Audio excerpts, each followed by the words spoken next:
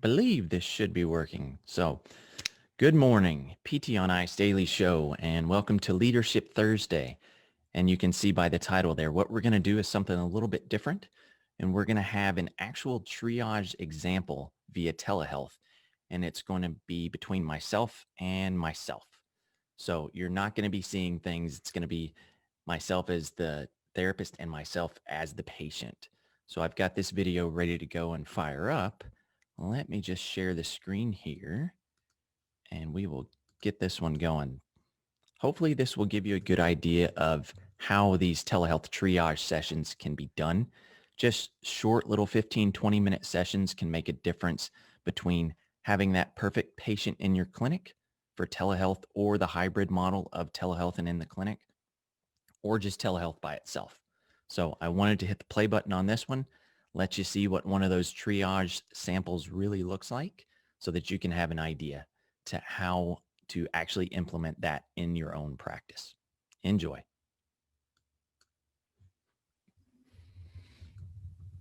Hey, Brian, can you hear me okay? Yeah, I can hear All you. right, man. I've got these headphones. Just wanted to make sure.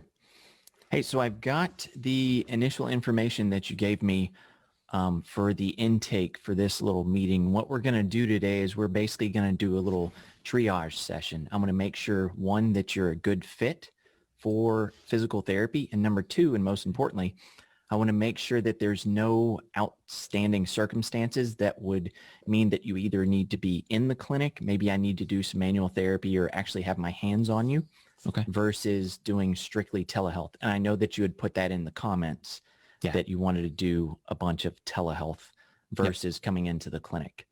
Was there anything specific or a reason why that was the case? Yeah, I just got a busy job, so going to the clinic is kind of tough. But basically, I just need to have it on my time schedule. And Perfect. it makes it easier. Like I said, if it all sounds clear and everything's good, yeah, no problems with that at all. I've done that with patients in the past. So this is not a big deal to actually do your whole plan of care via telehealth. But let me kind of go over some things that you put into your intake form that set you up for this little triage session. And this is free. Just wanted to make sure that you knew that, right? Yeah, that's perfect, man. This is great. This is one of my buddies said it was great. So, So 37 years old. Any history with that left leg pain before you said the last 3 to 6 months it's been bothering you, right? Not really. I mean, it just gets irritated, but it's been a slow build over the last 3 to 6 months. So it's nothing. I don't have any accidents or falls or anything like that, if that was what you're asking. It's just gotten worse over the last 3 to 6 months. And so in those 6 months or so before it got to this point, was there any sort of outstanding injury or anything specific that may have caused it? Or is this something that just kind of crept up on you gradually over time? Yeah, this just gradually crept up over time. I coached Little League, so I just noticed that it was getting worse and worse as I was getting in that crouch position to catch. It kept getting worse. What about problems sleeping at night? Any bowel and bladder issues? No. Any headaches or fevers that are kind of constant or come out of nowhere and then go away pretty quickly? Any of that? No, just the issue sleeping at night. If it gets irritated and flared up, then it becomes a problem for me to sleep. I might only get 2-3 hours. I usually take some Tylenol PM and it goes away. Okay. And since we're talking about it, let me actually share my screen with you and show you a couple of things so that you can see this. Okay. Okay. So this is the area that we're talking about, right? Yep. Can you tell me where specifically, is there any specific points that you could say like, oh, it's the green part or the yellow part or the red or the purple or this other lighter shade of purple? Yeah. Where would you say that your pain is mostly whenever it's at its worst? When it's at its worst, it's kind of on that line between the upper purple and the green, but it can go down into the foot and leg in that lighter purple region. But mostly it's right on that line of the purple and the green, kind of right in the middle of the leg, upper leg. Okay.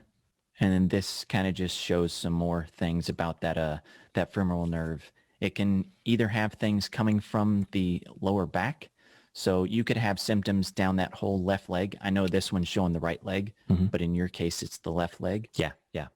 there are issues that can come from the back. There are issues that can come from an injury here in the leg. Your symptoms sound like they're kind of starting around here and then going down your leg. Mm-hmm. It's a little bit abnormal. Yeah, it's just this, it just hurts sometimes. It's a little bit abnormal, but it's not unheard of. And sometimes you can have different issues that create this. Do you have any bumps or any growths or anything specifically to that area that you can parallel or correlate with your symptoms? Yep. Yeah. So I've got on that left leg around that area between that purple and the green I was showing you, I've got a bump there. It's probably about that big. It only raises over maybe a 1/4 inch or so, but it's definitely this little pocket of swelling, not necessarily swelling. What about the sensation of that little bump that you're describing?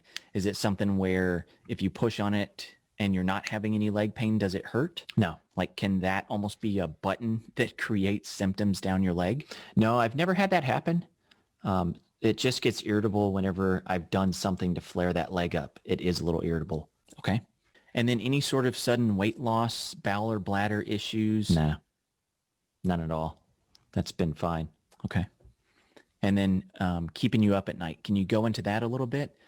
Describe like what does that feel like that keeps you up? Yeah, it's pretty much, it's just this throbby toothache in my leg. Okay. It doesn't last during the day. I wake up the next day and it's gone. And then what about specific positions? Can you get into certain positions that aggravate that left leg or that area or that spot? Yeah. Or is it just random? It's definitely when I'm squatting a lot. So if I have to catch for coaching Little League and I'm working with a pitcher and I'm in a squatted position, that'll do it. And then if I do heavy squats for exercise and working out, that'll also do it. And has that bump ever bled before? No. Does it ever create any sort of a weeping or pus or any sort of a wound in that area? No. Or is it just a bump? It's just a bump. It sometimes gets a little more swollen if it's irritated, but nothing crazy. Okay. Gotcha. It sounds like what could be a fatty lipoma, which is just like a collection of fat. Gotcha. So the thing with that, specifically when we have any sort of patient population that comes in with any sort of extremity pain or any symptoms that are kind of mechanical in nature, like you can turn your symptoms on and off. Yep. Like you said, you're in a sustained squat with playing a catching position, doing heavy squats, anything that's going to exacerbate that quad area kind of sets your symptoms off. Is that correct? Yeah, exactly. That's pretty much it.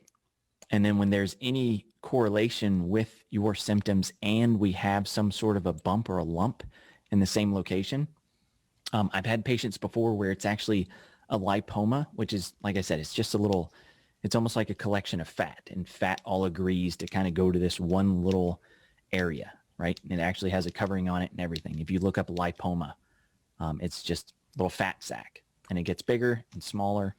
And if it's irritable, and it can become irritated and it's right around that femoral nerve, it can almost irritate the femoral nerve by proxy.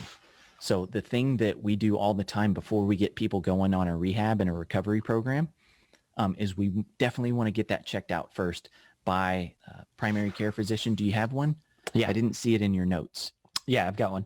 Dr. Smith. Okay. Do you have that contact information? Yep. Yeah, it's 555-1234.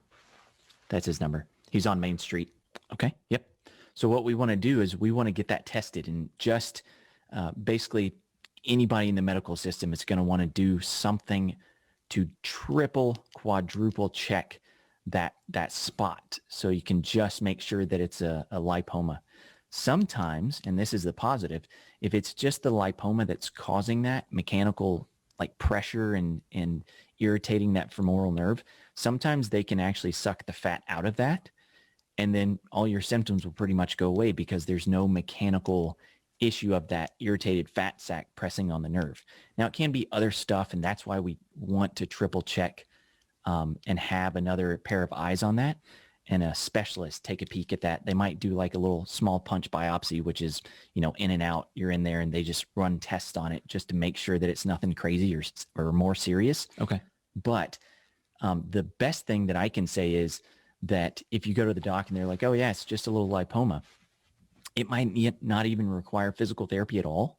Okay. It might be something where you go in there, you get that checked out, they clear it, they make sure everything's okay, it's nothing serious, and then they just drain it or get the fat out, or do even, I've heard them do a little surgery before where they just basically excise it and just pull it right out. And then you don't even have that fat, that little sac for more fat to go into. Okay. That's the problem sometimes whenever it gets drained, is it'll get drained, but then it'll fill back up with fat again. Like your body just is like, oh, there's a storage place for fat. Let's throw some extra fat in there. Okay. And it'll just fill back up again. So that's why some doctors and surgeons decide to just do that little tiny day procedure where they just cut it out and pull the whole thing out.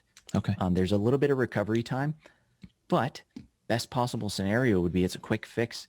You recover after that. You can even come to PT and I can basically do telehealth visits with you to help teach you exactly what to do to get that leg functioning to where you don't have any pain with squatting, with being in that catching position. Yeah, that'd be nice. It should take away all that hypersensitivity that gives you those symptoms at night too. Yeah. So you won't have to do that, 3 to 4 day waiting period after it gets irritated for it to calm back down again. Yeah. So what I can do is the information that you gave me, I'll coordinate that with the doctor and I will set that up to where I can tell him we've already done a little bit of a triage and I can tell him what I think may be going on. And then he can look at that, or she can look at that and actually do some more hands-on and actually, like I said, just check it out to make sure it's good. And then they can coordinate what to do with that next step. But my fear would be to do physical therapy with you, even over telehealth, and waste, 2, 3, sometimes 6 weeks just going, oh, it's a little bit better. And then it gets worse and a little bit better and a little bit worse. Therapy should kind of be on this angle, this slope of improvement. Yeah. And when it comes to just historical cases that I've seen, the good thing is most of them end up fine.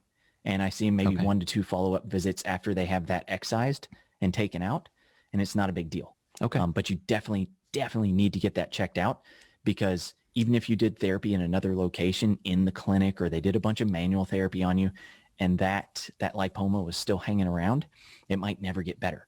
So that's why we've got to go that next step and have that checked out really in depth to make sure that nothing's wrong with it. And then we can get you back in here for a follow-up. We can do another one of these to where it's free. Okay. We just set things up. I'll kind of check in on you, and we can do that after you've had a meeting with your primary care physician. And like I said, I've got the phone number and the email of your doctor. Okay. So I'll take it from here. I've got your email and your phone number as well. So what I'll do is I'll coordinate with your doctor, and then I will call you and I'll let you know that I've coordinated with your doctor. I'll also tell them to reach out to you to contact you directly, so that everybody's on the same page so we can get this fixed up as soon as possible. I don't want you having these symptoms anymore. Yeah, me neither. If you're missing sleep because of these symptoms, I mean, that's the worst thing. Yeah, so I want you to get better as fast as possible. And this is going to be the best first step. So I know it's a little weird, because usually you'd come to a medical professional and they'd say, well, I'm going to fix you. Right. But in these sort of cases, we've got to take that end around to make sure that you're going to get better as fast as possible, so that nobody wastes any time and we can resolve your issue as fast as possible. Yeah. Is that okay? Yeah, I appreciate that. All right. Cool, Brian. Well, I've got your information here. As soon as we end this call, I'm going to hop on the phone and call the doctor's office and coordinate that. And then, like I said, after I do that, do you want me to just email you or call you? Yeah, email me. That'll probably be better, because my phone is probably, I won't answer it. I'll shoot you an email then. Cool. And I'll let you know after I've done that. And then, like I said, you might even call the doctor's office after I email you. Okay. So that you can let them know that you also are waiting for them to take that next step. Okay. So I'll coordinate first, then I'll email you.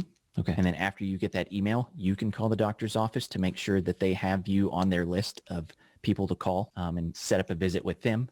So then they can check that out, make sure everything's okay, refer you to the right specialist. It's probably going to be a dermatologist, so that we can confirm if it's just a lipoma. Next step would be to either drain it or remove it to get that pressure off that femoral nerve.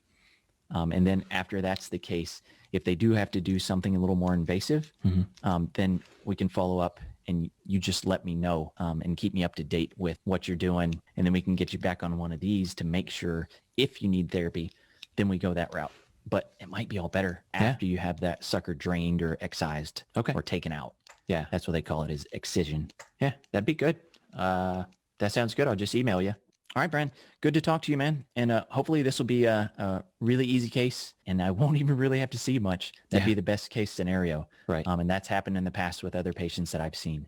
Okay. So let's start there and then we'll go from that point forward and expect an email from me by the end of the day. All right. Good. Sounds good. Thanks. Okay. It was good seeing you. We'll talk soon. You too, Rob. Thanks, man. All right.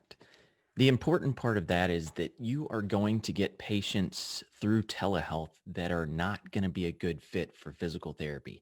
And it's important to see how to actually deal with that and cope with that.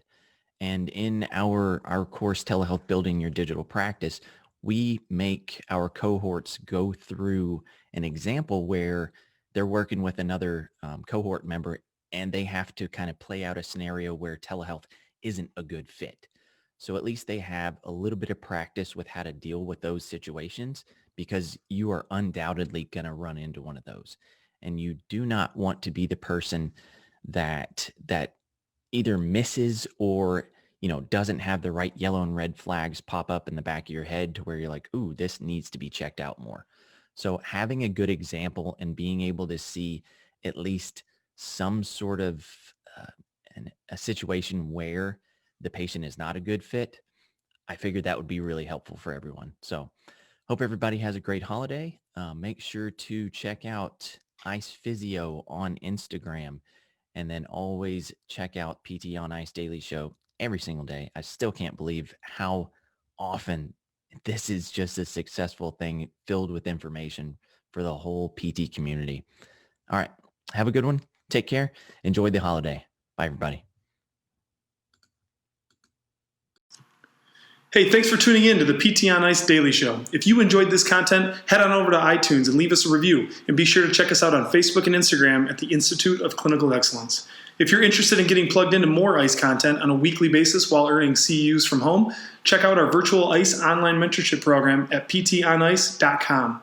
While you're there, sign up for our Hump Day Hustling newsletter for a free email every Wednesday morning with our top 5 research articles and social media posts that we think are worth reading. Head over to ptonice.com and scroll to the bottom of the page to sign up.